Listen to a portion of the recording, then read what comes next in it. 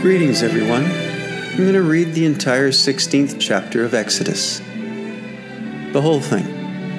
Now, why am I doing this? Well, one of the things I've realized over the years, and especially writing this commentary, it really benefits me when I read the scripture out loud. When I read it out loud, I hear things that I don't necessarily hear if I'm just reading quietly. Things come to light, the cadences and the flow, the musicality of the text, if you like. The other thing that prompted me over the years to read the scripture out loud to myself was somebody told me that the 1611 was written to be read out loud because most people at that time couldn't read.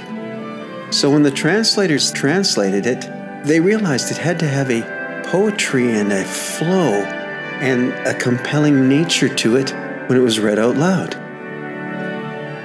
It's the only Bible that was written with that in mind. Like if you take the modern Bibles, they don't consider that at all. They pick their words based on copyrights. They don't want copyright violation, and they want to secure their copyright so they can make money. So they pick some of the stupidest words. The NIV is full of really dumb words, not the best words in the English language.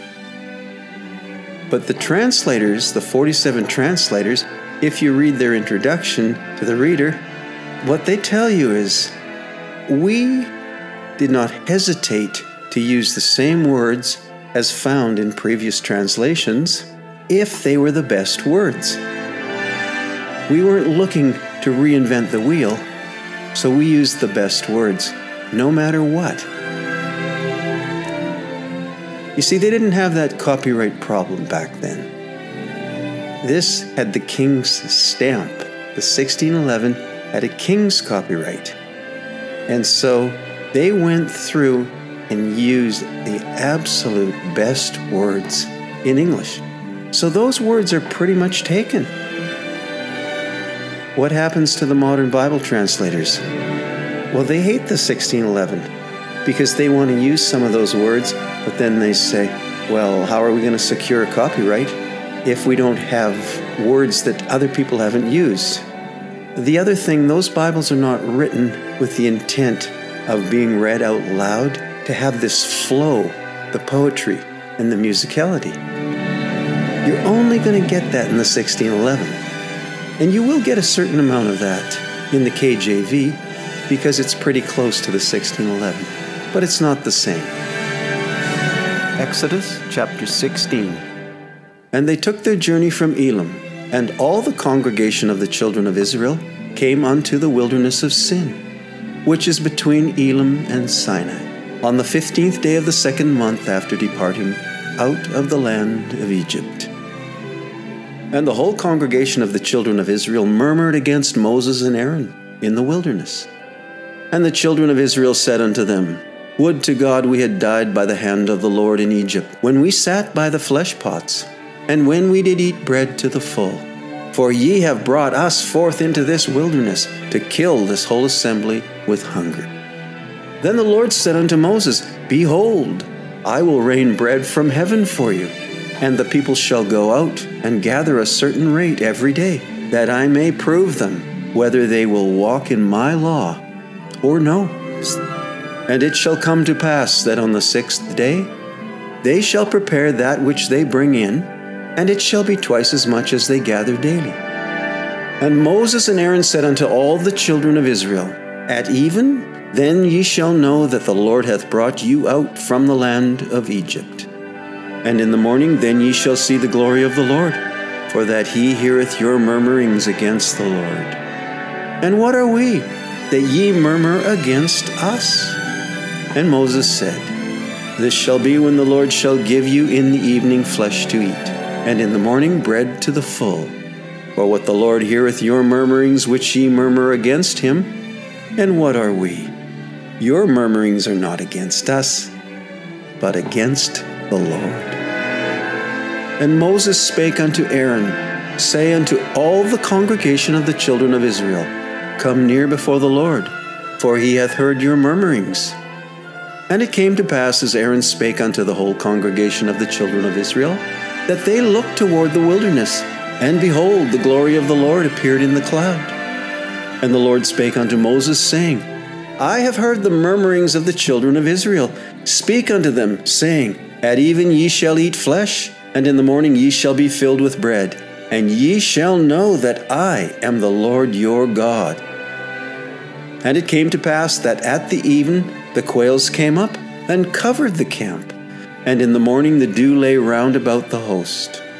And when the dew that lay was gone up, behold, upon the face of the wilderness there lay a small round thing, as small as the hoarfrost on the ground. And when the children of Israel saw it, they said one to another, It is manna, for they wist not what it was. And Moses said unto them, This is the bread which the Lord hath given you to eat. This is the thing which the Lord hath commanded. Gather of it every man according to his eating, an omer for every man according to the number of your persons. Take ye every man for them which are in his tents. And the children of Israel did so, and gathered some more, some less. And when they did meet it with an omer, he that gathered much had nothing over, and he that gathered little had no lack. They gathered every man according to his eating. And Moses said, Let no man leave of it till the morning. Notwithstanding, they hearkened not unto Moses, but some of them left it out until the morning. And it bred worms and stank, and Moses was wroth with them. And they gathered it every morning, every man according to his eating. And when the sun waxed hot, it melted. And it came to pass that on the 6th day they gathered twice as much bread, 2 omers for one man, and all the rulers of the congregation came and told Moses. And he said unto them, This is that which the Lord hath said, Tomorrow is the rest of the holy Sabbath unto the Lord. Bake that which ye will bake today, and seething that ye will seethe, and that which remaineth over, lay up for you to be kept until the morning. And they laid it up until the morning, as Moses bade, and it did not stink, neither was there any worm therein. And Moses said, Eat that today, for today is Sabbath unto the Lord. Today ye shall not find it in the field. 6 days ye shall gather it, but on the 7th day, which is the Sabbath, in it there shall be none. And it came to pass that there went out some of the people on the 7th day for to gather, and they found none. And the Lord said unto Moses, How long refuse ye to keep my commandments and my laws? See, for that the Lord hath given you the Sabbath. Therefore he giveth you on the 6th day the bread of 2 days. Abide ye every man in his place.